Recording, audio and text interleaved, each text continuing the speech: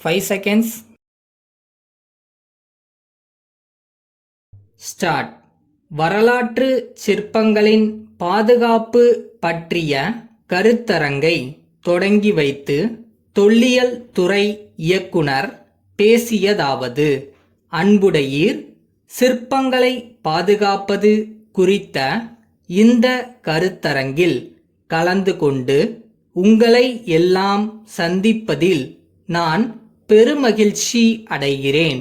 உலக அளவில் சிறந்து விளங்கும் தொழில்நுட்ப வல்லுநர்கள் பலர் இங்கே குழுமி இருக்கிறீர்கள்.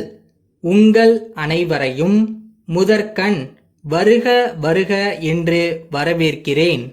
சென்னை நகரத்திற்கு அருகில் அமைந்துள்ள மாமல்லபுரம் சரித்திர புகழ் வாய்ந்தது ஆகும். இது தமிழ்நாட்டிற்கு மிகவும் பெருமை சேர்த்து வரும் நகரம் என்றால் மிகையாகாது. இயற்கை எழில் கொஞ்சும் சூழ்நிலையில் அமைந்துள்ள பல்லவர் கால சிற்பங்களும் கடற்கரை கோயிலும் உலக அளவில் புகழ் பெற்றவை ஆகும். நமது நாட்டின் அனைத்து மாநிலங்களிலிருந்தும் மக்களை மாமல்லபுரம் ஈர்த்து வருகிறது. மேலும் உலக அளவில் பல்வேறு நாடுகளிலிருந்து ஆண்டு முழுவதும் சுற்றுலா பயணிகள் இங்கு வந்து செல்கிறார்கள். எனவே இங்குள்ள சிற்பங்கள் அனைவரையும் கவர்ந்து ஈர்க்கும் வண்ணம் அமைந்துள்ளன என்பது குறிப்பிடத்தக்க அம்சமாகும். மேலும் இவை நம்முடைய பண்டைய மன்னர்கள் சிற்பக்கலையில் கொண்டிருந்த கலை ஆர்வத்தை வெளிப்படுத்துவதாகவும் உள்ளன என்பதை மகிழ்ச்சியுடன் குறிப்பிட விரும்புகிறேன். பல நூற்றாண்டுகளை கடந்து காலத்தை வென்று நிற்கும் இத்தகைய சிற்பங்களை இயற்கை சீற்றங்களிலிருந்து அழிவுறாமல் காப்பது மிக மிக அவசியமாகும். இதற்கு தேவையான பராமரிப்பு மற்றும் பாதுகாப்பு நடவடிக்கைகளை தொல்லியல் துறை மிக சிறப்பாக எடுத்து வருகிறது. இங்குள்ள சிற்பங்களை ஒவ்வொரு ஆண்டும் காகித கூழ் கொண்டு சுத்தம் செய்கிறோம். இதன் மூலம் சிற்பங்களில் படியும் உப்பு படிவம் அகற்றப்படுகிறது. இது மட்டுமல்லாமல் புதிய தொழில்நுட்பங்களை பயன்படுத்தியும் அவற்றை செம்மையாக பராமரித்து வருகிறோம். இன்றைய சூழ்நிலையில் மேலும் எந்தெந்த வழிகளில் சிற்பங்களை நம்மால் பாதுகாக்கவும் பராமரிக்கவும் இயலும் என்பதை ஆராய வேண்டிய கட்டத்திற்கு வந்துள்ளோம். எனவே அதற்கான தகவல்களையும் ஆலோசனைகளையும் உங்களிடமிருந்து பெறுவதுதான் இந்த கருத்தரங்கின் முக்கிய நோக்கமாகும். சமீபத்தில் சுனாமி பேரலைகளால் ஏற்பட்ட கடல் கொந்தளிப்பில் 1000 ஆண்டுகளுக்கு முன்னால் கட்டப்பட்ட கடற்கரை கோயிலுக்குள் தண்ணீர் புகுந்தது.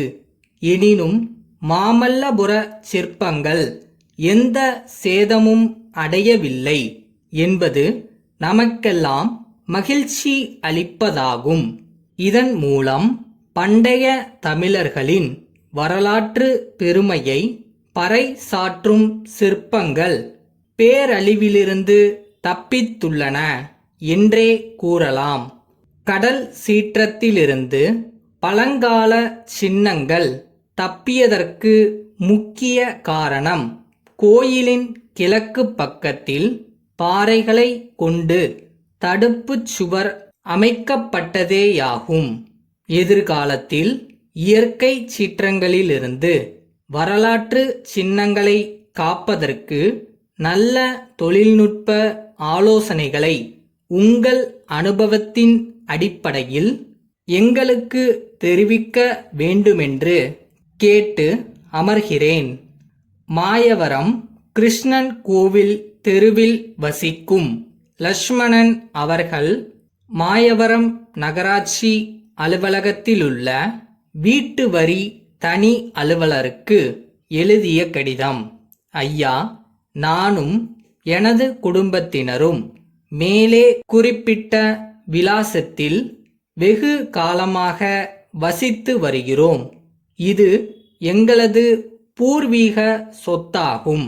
நாங்கள் வசித்து வரும் வீட்டில் 4 சிறிய அறைகளும் வீட்டின் கடைசியில் அறைகள் ஏதும் இன்றி பெரிய திறந்த வெளியும் உள்ளது. எங்களது வீட்டில் உரிமையாளர்களாகிய நாங்கள் மட்டுமே தொடர்ந்து வசித்து வருகிறோம். வீட்டின் எந்த பகுதியும் வாடகைக்கு விடப்படவில்லை. தற்போது தாங்கள் புதிய வீட்டு வரி திட்டத்தின்படி 3 மடங்கு வரியாக உயர்த்தியிருக்கிறீர்கள். கடந்த பல ஆண்டுகளாக வீட்டில் தொடர்ந்து சொந்தக்காரர்களே குடியிருந்து வருகிறோம். வீட்டின் எந்த பகுதியும் வாடகைக்கு விடப்படவில்லை. நாங்கள் எங்கள் பகுதியில் உள்ள கிருஷ்ணன் கோவிலில் அர்ச்சகர்களாக இருந்து அதில் கிடைக்கும் சிறிய வருமானத்தை கொண்டு வாழ்க்கை நடத்தி வருகிறோம். எனவே எங்களது வீட்டிற்கு தற்போது விதிக்கப்பட்டுள்ள வீட்டு வரியை ரத்து செய்து பழைய வரியையே தொடர்ந்து செலுத்த அனுமதிக்குமாறு கேட்டுக்கொள்கிறோம். தங்கள் உண்மையுள்ள லக்ஷ்மணன்.